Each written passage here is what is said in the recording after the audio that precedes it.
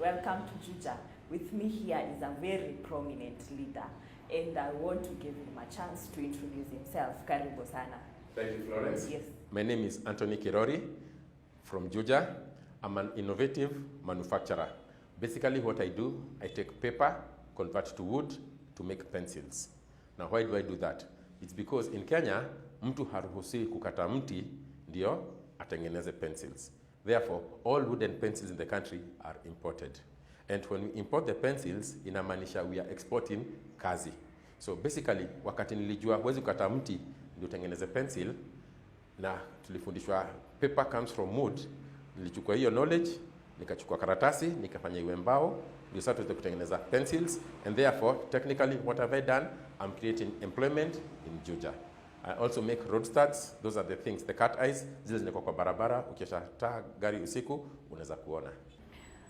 Nimesikia kwa unataka kuwa mbunge wa Juja. Barabara Yes. za Juja ni mbaya sana.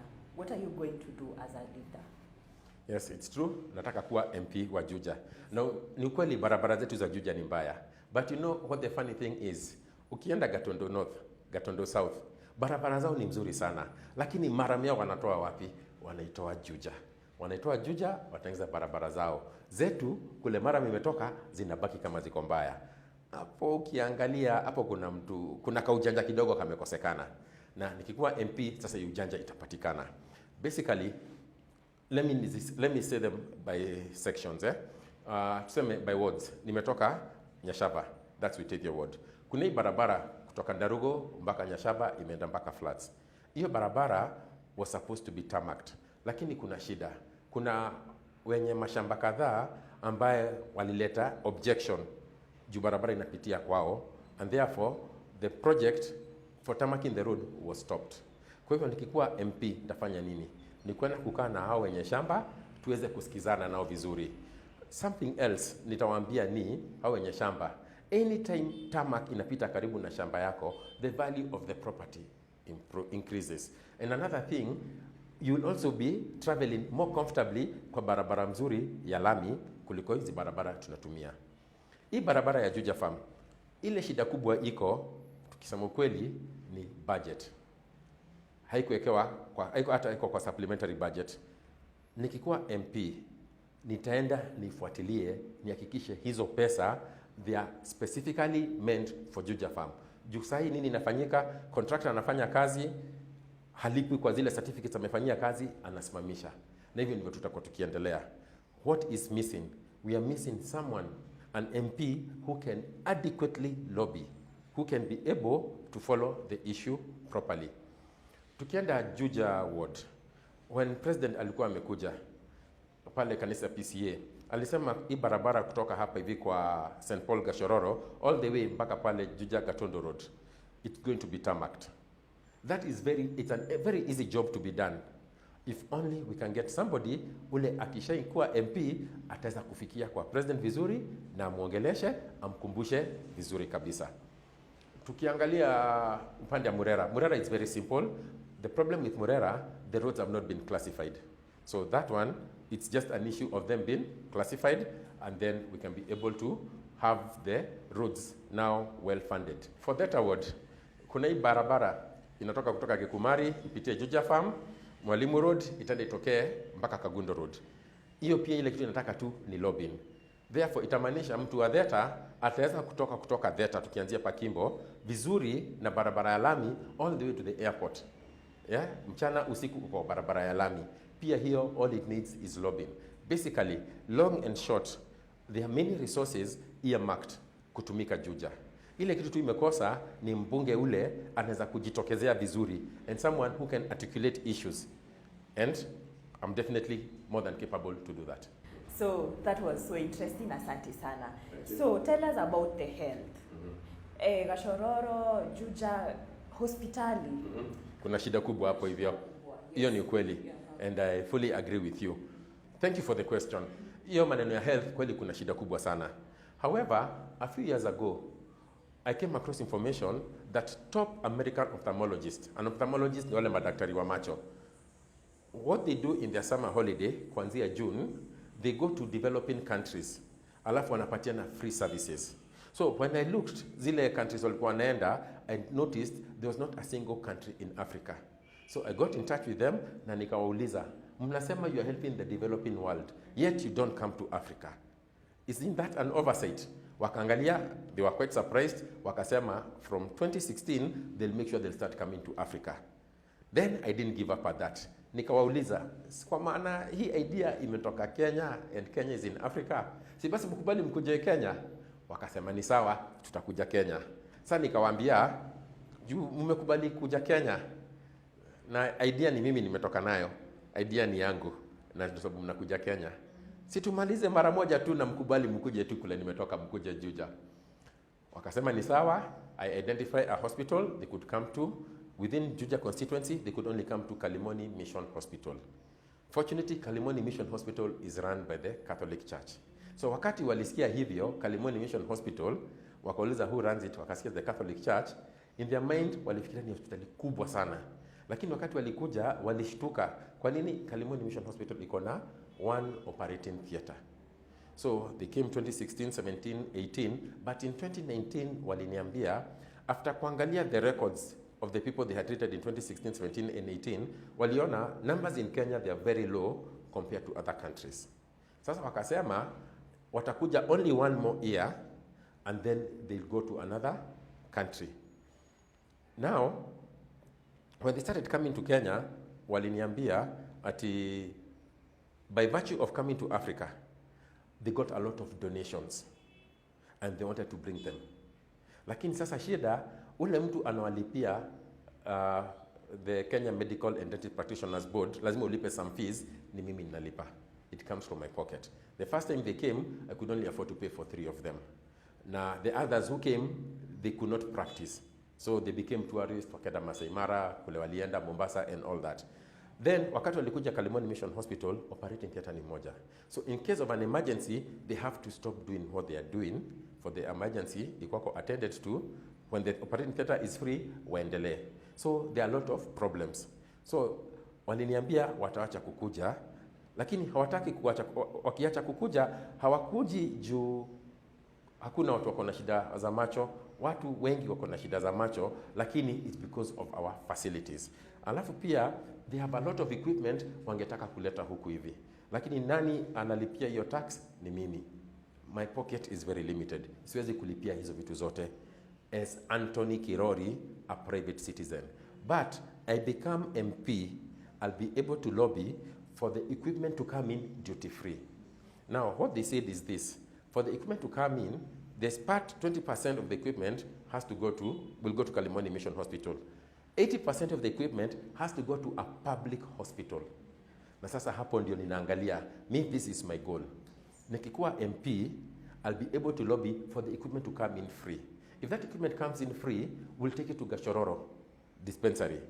And now it will no longer be a dispensary. It will now become a hospital. And not just a hospital, it will become a level 5 hospital. And not just a level 5 hospital, it will be of the same standard as the American hospitals. Mimi na macho yangu nishaona watu wakikuja na miti hawaoni. Wamezunguka hospitali mingi huku Kenya. After 4-5 hours, wanatoka kwa operation theater wakiona. What does that prove? Their technology is way superior than our technology. Sasa that technology, that expertise, those machines, ndio tutazipeleka, nikishakuwa MP, ndio tutazipeleka Gashororo, iwe level 5. Meaning Gashororo level 5 will be the best hospital, not only in Kenya, but possibly Africa. Sasa itamaanisha people from Egypt and South Africa, badala ya kwenda India ama America, watakuwa wanakuja wapi? Juja. The other dispensaries, kama uko Juja Farm, hizo zote, I'm thinking of how we can either upgrade them to level 3 or level 4, depending on the excess aid that we will get. But for this to happen, I have to be an MP. And for me to become an MP, I'll need votes. ndaanza na kukuitisha kuomba kura yako, and of course watu wa Juja. Thank you very much. That is so interesting. Thanks. I'm so much impressed. Thank you. The plan. I can see Juja is going to another level. Thank you very much. And the plans I have for Juja, Juja will end up being a model constituency for benchmarking. Vile tunasikianga MCAs and MPs and even senators, they go to other countries, they go to Europe for benchmarking. Watakuwa wakikuja Juja now for benchmarking. Okay. Yes. Wow, that is so interesting. Thanks. 75% of the registered voters are youths. Na kuna shida kubwa sana ya kazi. You as a leader, what are you going to do about that? Yes, it's true that kuna shida kubwa sana ya kazi. Maybe you noticed as soon as you finished the question, I smiled. Why? God works in mysterious ways. In 2016, watu wa Jua Kali waliniita. Wakaniambia wako na shida kubwa sana because after superhighway itengenezwe, value of property increased.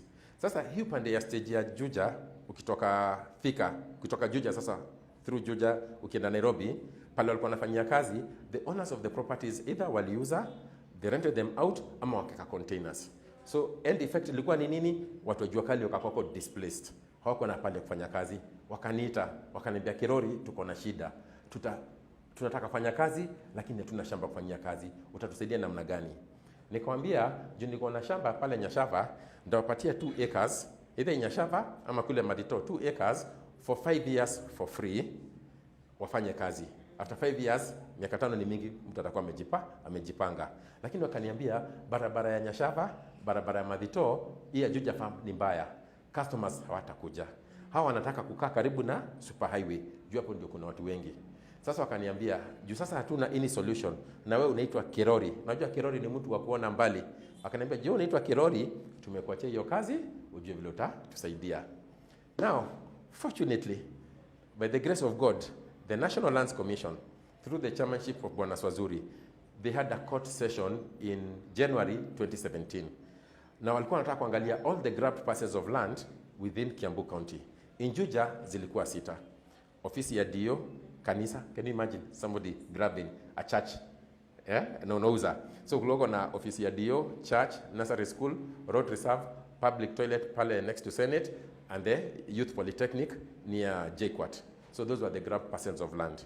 So what I did, I spoke to the elders within Juja, and then I came to discover most of those properties were grabbed in the 90s. Bado nilikuwa shule. So I spoke to them na wakanielezea vizuri everything about that. Come the day of the court, nikaenda kotini na the land, wakati ilifika kuongea maneno ya shamba za Juja, land grabbers walikuwa wametuma mawakili wao. These lawyers, they managed to confuse Swazuri and the commissioner so much to the point ya kuambia the National Lands Commission that they need to apologize, put an apology in 2 newspapers of void circulation. Wakati ilifika hapo, wakati tulikuwa tunaingia kwa court session, tulienda raia, tulikuwa tunakaa kwa public gallery, VIP walikuwa kwa chini. Tukienda kuingia pale kwa public gallery, kulikuwa kuna maaskari hawa wa GSU. Na ile lori inaitwa Mariamu, ile ya kubeba maabusu. So kila mtu akiingia alikuwa anaambiwa na GSU waine, ukiingia huko juu usiongee. So tulikuwa huko juu. So mimi nilikuwa nimekaa huko juu front line, nikiona vile kunaendelea chini. Nikainua mkono mara ya kwanza, wala tulikuwa karibu na mimi wakarudisha mkono chini mara 2 3, lakini mara ya 4 nilinua mkono na nikatumia sauti kubwa nikasema, "Excuse me Mr. Chairman sir." Kumaliza kusema hivyo, nikasikia kwa staircase, nikajua GSU anakuja. Nikaanza kuongea haraka. Bahati mzuri wakati GSU aliingia, Bwana Swazuri aliinua mkono hivyo juu, askari wakasimama, nikaongea, akasikia what I'm saying makes a lot of sense, akaambia askari bring him down to the VIP gallery. Nikaingia huko chini. Wakati nilifika chini, it was now me against the lawyers with their many files. To cut a long story short, my evidence was so good, so compelling that was the very first day of the court session. The very first day, nilikuwa nafaa kwa just a day for mention.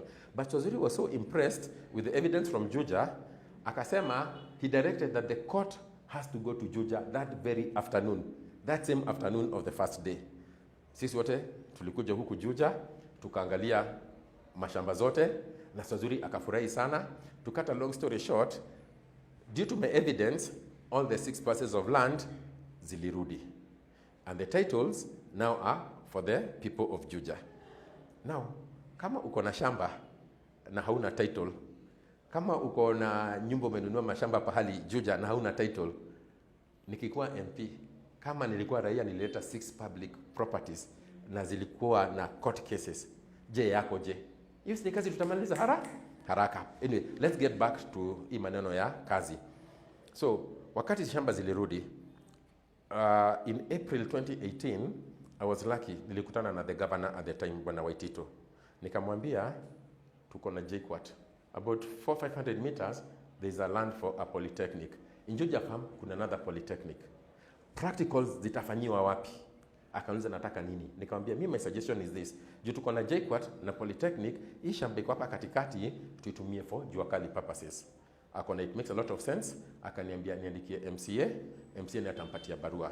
I wrote the letter, copied the office of the MP, the DCC, and the ward admin. That was in April 2018. 2019, 2020, nothing much happened. 2021, this year in February, watu wa jua kali wakaniita. Wakaniambia, shamba imerudishwa. Now, they've been given the land. Now, it's not going to be for polytechnic purposes, it's for jua kali purposes.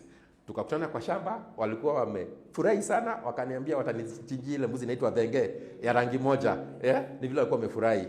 Sasa wakati mimi nangoja tukule mbuzi, wakaniambia lakini mheshimiwa, hapa kuna shida moja. Gani? Hakuna barabara, hakuna maji, hakuna stima, hakuna choo, hakuna ofisi. Utatusaidia aje? Now remember, I'm a normal raia. I'm a normal citizen. What powers do I have kusema barabara ipitie hapa? I don't have any. And that's what I told them. Nikwambia, mimi ni raia kama nyinyi. It has taken us this many years to be able to lobby, lakini sasa shamba ni yetu. So let us lobby until 2022. Tukipata barabara before 2022, sawa. 2022 ikifika, elections ikuje, niwe MP, nitaimaliza haraka. Lakini sasa tunaenda by election. Nikikuwa MP, mimi Kirori, as a private citizen, just like any citizen, ni ngumu kusema barabara ipitie hapo. But what if I'm the MP? Sitakuwa rahisi. Now, when I sat with the Juakali guys, I saw their plan. It will accommodate over 2,000 people. I think 2,200 people. That's their plan. But after we parted, I thought about their plan. Plan yao inatumia ground floor. I'll revise it. Unajua Juja population is growing. Sijawaambia hata sasa ndio watajua. I plan to revise their plan. Tuweke first floor na second floor. So if we do that, what will happen? We'll have either 4,000 or 6,000 people. Let's work with 5,000 people. We'll have created employment opportunities for 5,000 people. Usiangalie ni 5,000 people. Those are 5,000 families in Juja. Lakini haitaishia hapo. Au watu ngiri 5, au watu 5,000, 5,000. Si watakuwa nataka kukula lunch. Nani atawapikia? Si watu kutoka Juja. Lakini hao watu wanawapikia mboga, vitunguu, nyama zinatoka wapi? Kutoka kwa soko za Juja na butchery za Juja, si ndio? Lakini butchery zingine ziko mbali. So what happens? Watu wa boda lazima waende wakalete hiyo nyama. Hao watu wa jua kali wakati watakuwa wanafanya kazi yao, kuna zile vitu watatengeneza lazima zibebwe na boda. Kuna zingine zitakuwa kubwa, lazima zibebwe na pickup. Zingine zitakuwa kubwa zaidi, zitakuwa zikibebwa na malori. Ni watu gani wanafanya hiyo kazi? Ni watu wa Juja. Koja kidogo. Ndio mama wa soko aweze kuuza mboga, mama wa soko aweze kuuza vitunguu, si lazima zipandwe. So one of the things that I will do, I'll encourage wale watu wako na mashamba Juja, au ndio watakuwa wanapata first priority. Wapande, zikuwe harvested, ziuzwe kwa soko ya Juja, itumie kwa hii shamba. So, kama uko na shamba, utalima peke yako. Si utaandika mtu mmoja, wawili, watatu, wanne. Aren't we creating more jobs? Yes. So to me, what I believe in is this. There's a huge opportunity of finishing what I started in 2016, ndio watu waweze kupata kazi. Na me what I believe in, kama unataka kusaidia mtu vizuri, msaidie apate kazi, msaidie apate wapi? Apate nini? Pesa kwa mfuko yake. Asante sana kwa kushare hiyo idea yako ya kazi. So ninaona hapa kwa Facebook watu wanauliza maswali na ningependa kuuliza umepotelea wapi kutoka 2017 December? That's an interesting question because kazi bado ile yangu ya pencils inaendelea na nimeajiri watu kwa hivyo kazi. That aside, wale madaktari niliongea about kutoka Amerika, nimewaleta mara ngapi? Na unajua ni vizuri to distinguish between empty debes, watu wa kupiga kelele sana, na mtu ambaye anafanya kazi. For instance, wale madaktari niliongea kuhusu about kutoka Amerika, bado walikuwa wanakuja. Isipokuwa sasa vile tumepata hizi shida za corona, sasa ndio wamekosa kukuja. Lakini bado walikuwa wanakuja. Nani aliwaleta? Ni mimi. Mashule bado mimi wapatia pencils. Lakini sipigi kelele about it. Makanisa tumeshirikiana nazo. Hata kuna kanisa moja niliwapatia pahali ambayo wanaweza kujenga kanisa lao. Ndiju pale wako ni padogo, walikuwa wanataka pahali pakubwa. Nikawapatia pahali wajenge kanisa lao. Lakini si ati naenda nikipiga kelele. So in reality ni vile tu sipigi kelele. Lakini maendeleo bado inaendelea. So kuna mtu pia amesema hapa, amependa hiyo idea yako sana, the plan that you're having for the youths. Yes. Oh, very good. Everyone is buying the idea. Oh, thank you. So, thank you. So as we finish, I want you to tell us your remarks. Na closing remarks. Yes. Ningependa kusema hivi, tunaenda by election. Ule mtu tutachagua ndio tuseme atakuwa bingwa wa Juja, ndio atakuwa MP wa Juja. Kuna ile kazi atafanyia Juja, lakini kuna kazi mingi sana. Kwanza ya kulobi, it will be done in Nairobi, itafanyika kule kwa bunge. Ule mtu tutachagua, tukumbuke akifika kule bunge ataenda kukutana na watu kama John Badi, Dr. Chris Wamalwa, Duale, akina Gladys Wanga, Millicent Odhiambo, Mheshimiwa Caleb Kositani, atakutana na watu wengi. Sasa tukikosea tuchague mtu ambaye akifikia na karibu akae nao vigogo wa siasa, kama hataweza kuongea, kama hataweza kututetea, atafanya nini? Atanyamaza. Akinyamaza, do we benefit? We will not benefit. Tuangalie hivi bunge ni kama pali kuna mbuzi kubwa. Sasa hii mbuzi kishachinjwa itaanza kugawa. Wale watu wanaweza kujitetea vizuri. Kuna ule atachukua ribs apeleke kwake, mwingine atachukua mguu apeleke constituency yake, mwingine atachukua fillet apeleke constituency yake. Lakini ule atanyamaza, atapata nini? Ile kitu imebaki. Na kwenda nini kwa inabaki? Mifupa. Tutaletewa mifupa. Alafu tuambiwe ona dhuvu no nyama. Yaani soup ni nyama. Yeah? So is that what we want? What I'm simply saying is this: dear voters of Juja, tafadhali tuchague mtu who will be able to lobby for us and be able to lobby in parliament and be able basically to bring the fruits. Unajua kuna vitu mzuri. Hizo vitu mzuri, hiyo maendeleo mzuri aweze kutuletea huko.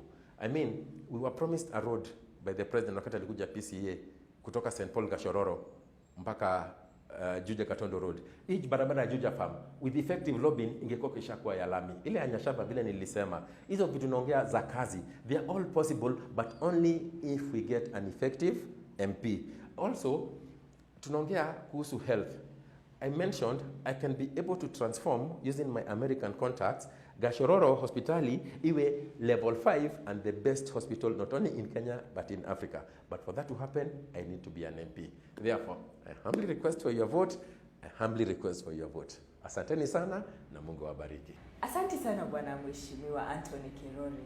Tumesikia, Mungu amesikia na tunakuombea. So for our viewers tonight, thank you so much for your time and even tuning in. We hope to know more about the leader that we are having tonight. And also, don't forget to follow up with us. Thank you so much and God bless you. Have a beautiful night.